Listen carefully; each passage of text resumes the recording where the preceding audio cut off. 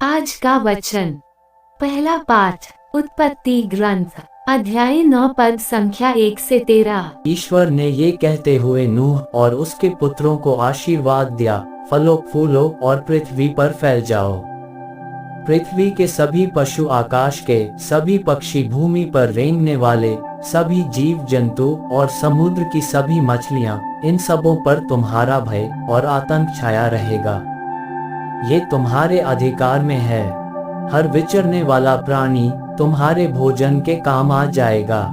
मैं हरी वनस्पतियों के साथ ये सब तुम्हें देता हूँ, किंतु तुम वह मांस नहीं खाना जिसमें प्राण अर्थात रक्त रह गया हो। मैं तुम लोगों के रक्त और जीवन का बदला चुकाऊंगा। मैं प्रत्येक पशु को उसका बदला चुकाऊंगा और प्रत्येक मनुष्य को उसके भाई के जीवन का बदला चुकाऊंगा। जो मनुष्य का रक्त बहाता है, उसका रक्त भी मनुष्य द्वारा बहाया जाएगा, क्योंकि ईश्वर ने मनुष्य को अपना प्रतिरूप बनाया है। तुम लोग फलो फूलो, पृथ्वी पर फैल जाओ और उसे अपने अधिकार में कर लो। ईश्वर ने नूह और उसके पुत्रों से कहा, देखो, मैं तुम्हारे और तुम्हारे वंशजों के लिए अपना विधान ठहराता हूँ। कोई भी प्राणी जल प्रलय से फिर नष्ट नहीं होगा और फिर कभी कोई जल प्रलय पृथ्वी को उजाड़ नहीं बनाएगा।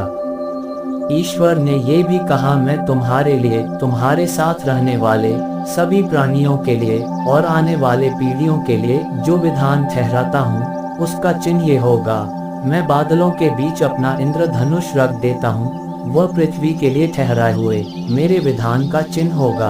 यह प्रभु की वाणी है। सुसमाचार संत मार्कुस अध्याय 8 पद संख्या 27 से 33। ईसा अपने शिष्यों के साथ कैसरिया फिलिपी के गांवों की ओर गए। रास्ते में उन्होंने अपने शिष्यों से पूछा, मैं कौन हूँ? इस विषय में आप लोग क्या कहते हैं? उन्होंने उत्तर दिया, यूहन्ना बपतिस्ता, कुछ लोग कहते हैं एलियस और कुछ लोग कहते हैं नबियों में से कोई। इस पर ईसा ने पूछा, और तुम क्या कहते हो कि मैं कौन हूँ? पेतरुस ने उत्तर दिया, आप मसीह हैं। इस पर उन्होंने अपने शिष्यों को कड़ी चेतावनी दी कि तुम लोग मेरे विषय में किसी को भी नहीं बताना।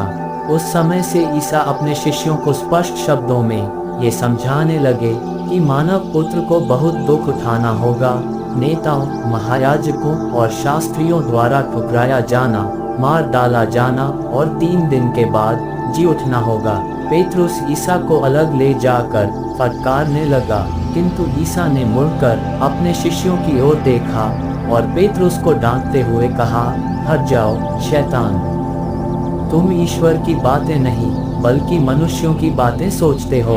यह प्रभु का पवित्र सुसमाचार है। आमीन। आज का चिंतन, चमत्कारिक कार्य ईश्वर के प्रति कृतज्ञता और उनके प्रति सम्मान जागृत करते हैं। बहुधा आंशिक जानकारी हमारे विनाश या पतन का कारण होती है। इसलिए प्रभु हमसे व्यक्तिगत रूप से ये प्रश्न पूछना चाहते हैं, मैं कौन हूँ? इस प्रश्न का उत्तर हमारी जानकारी के अनुसार नहीं होना चाहिए, बल्कि अनुभव के आधार पर होना चाहिए। ईश्वर ने मनुष्यों की सृष्टि भी की, पर पापों से बचाने के लिए जल प्रलय के द्वारा उनका सर्वनाश भी किया था। इस संदर्भ में हम मनुष्यगण केवल बचने को ही स्वीकार करते हैं, पर इस बचने की प्रक्रिया को नहीं स्वीकारते। आज पेतरुस भी यीशु को मसीहा तो स्वीकारते हैं, पर उनके बचाने की प्रक्रिया में सम्मिलित तकलीफों से गुजरना नहीं चाहते हैं। आज हम बल मांगे कि हम बचाने की प्रक्रिया से उत्पन्न तकलीफों के सही अर्थ को समझ सकें और यीशु को अपना मुक्तिदाता स्वीकार कर सकें। आमीन।